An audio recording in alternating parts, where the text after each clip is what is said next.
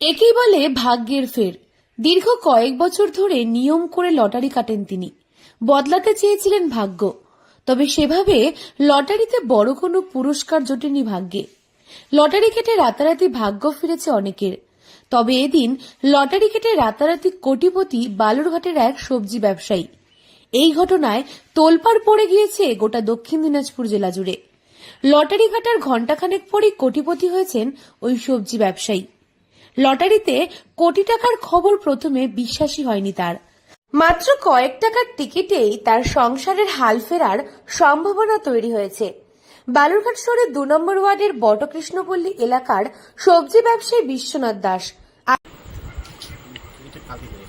জানতে পারলাম ওই ৮:৩২ জানতে পারলাম যে আমার মোবাইল প্রতিদিন মোবাইল থেকে দেখি, আর জানি যে হয় না, ওই জন্য ইচ্ছে করে কালকে আমি মোবাইল দেখিনি। আর মোবাইলে কালকে চার্জ ছিল না, সেই জন্য দেখতে হবে। দেখলাম যে দোকানে যাচ্ছি, যখন দোকানে যেয়ে দেখে নেব। তো দোকানে যাই দেখি আমার নাম্বারটা খেলে তখন আমি তা বিশ্বাস করিনি। একটা হয়নি যে আমার এরকম মনে হচ্ছে না যে আমার হয়েছে। তারপরে আবার দেখলাম যে না, সত্যি আমারই হয়েছে, আমি নিয়েছি। সামান্য একটু তো থাকবেই, সব কথা শুনতে হচ্ছে, একটু তো ভয় তো থাকবে। সবজি ব্যবসা আগামী দিনে লটারির টাকা দিয়ে নিজের একটা বাড়ি ও ছেলে মেয়েদের পড়াশোনার খরচ চালাবেন বলে বিশ্বনাথ দাস এবং তার স্ত্রী জানিয়েছেন।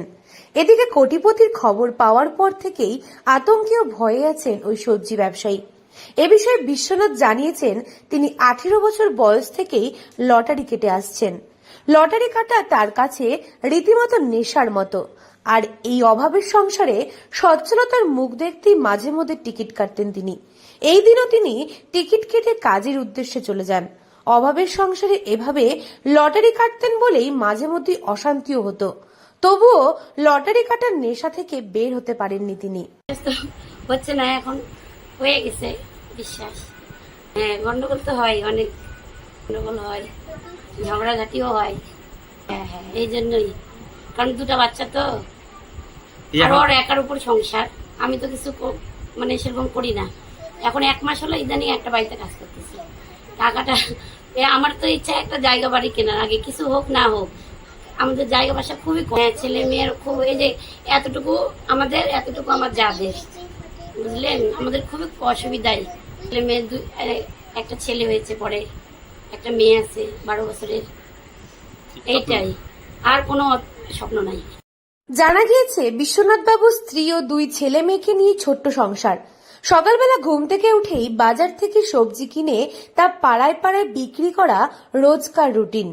প্রতিদিন মেরে কেটে 200 টাকা ইনকাম করতে কালঘাম ছুটে বিশ্বনাথ বাবুর।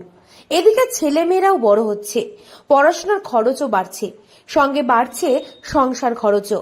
সংসারের হাল ধরতে সম্প্রতি স্ত্রী পরিচালিকার কাজ নিয়েছেন। এদিন সবজি বিক্রি করে রাতে বাড়ি ফেরার পথে বিশ্বনাথ 30 টাকা দিয়ে লটারি কাটেন পাওয়ার হাউস এলাকার রোহিত চৌধুরী নামে এক ব্যবসায়ীর কাছ থেকে। সেই লটারি ঘুরিয়ে দিল বিশ্বনাথের ভাগ্যের চাকা। দক্ষিণ দিনাজপুর থেকে সুস্মিতা গোস্বামী রিপোর্ট, লোকাল 18 বাংলা।